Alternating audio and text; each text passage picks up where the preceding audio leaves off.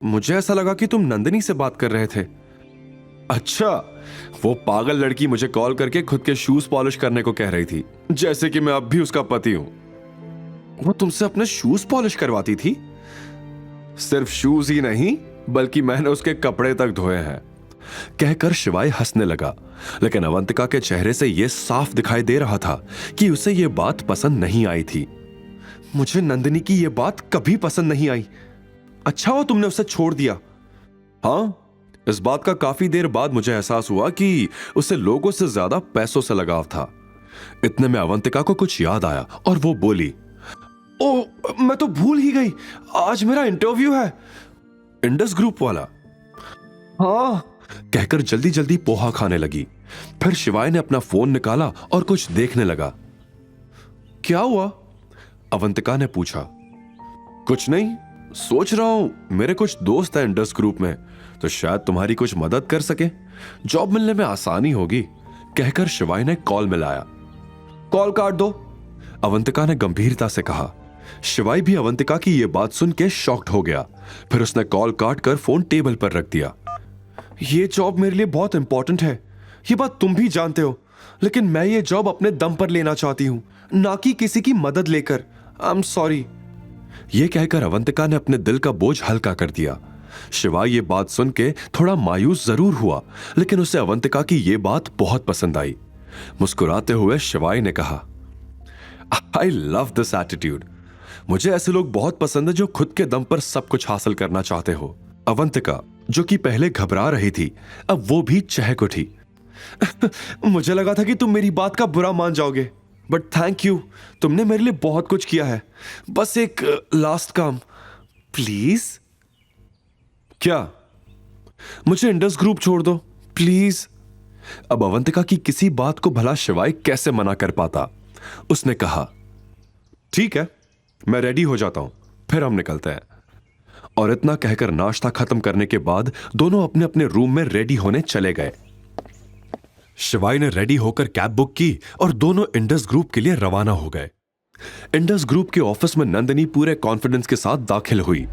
अंदर कदम रखते ही उसने देखा वो इस नौकरी के लिए अकेली नहीं थी, लेकिन नंदिनी के चेहरे पर कोई शिकन नहीं थी।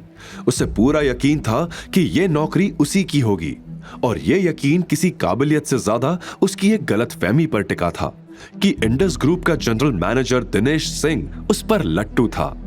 यही सोच उसे आत्मविश्वास से भर रही थी, जैसे वो इंटरव्यू देने नहीं बल्कि इंडस ग्रुप की मालकिन बनने आई हो। वहीं दूसरी तरफ शिवाय और अवंतिका भी कैब से इंडस ग्रुप पहुंच गए थे। थैंक यू मुझे यहां तक छोड़ने के लिए।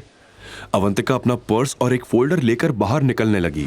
तभी शिवाय ने उसे रोका और कहा, एक सेकंड, मैं समझता हूं कि तुम्हें यह नौकरी अपने बलबूते पर चाहिए, लेकिन इस कंपनी के बारे में मैंने काफी कुछ सुना है। इस कंपनी के इंटरव्यूज काफी मुश्किल होते हैं। शिवाय की बात के जवाब में अवंतिका ने एक लंबी सांस ली और फिर कहा,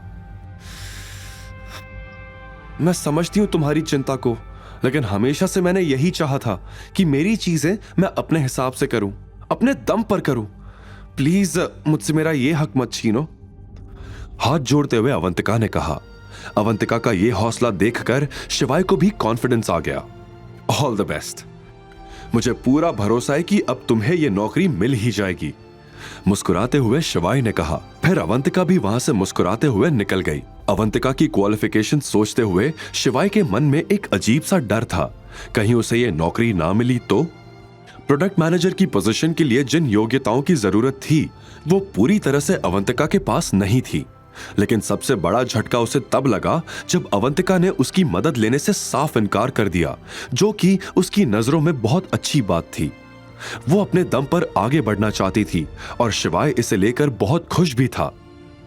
पर अब सवाल यह था, शिवाय अंदर जाए तो कैसे, क्योंकि शिवाय को अवंतिका के हर पल को उसके साथ जीना था।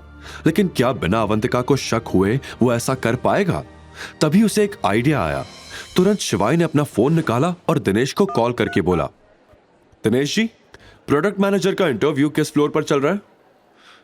6th फ्लोर पर। तो एक काम कीजिए, 6th फ्लोर के सीसीटीवी कैमरास का एक्सेस मुझे मेरे फोन पर दीजिए अभी। ओके सर, मैं करवाता हूं। इतना कहकर शिवाय ने कॉल काट दिया।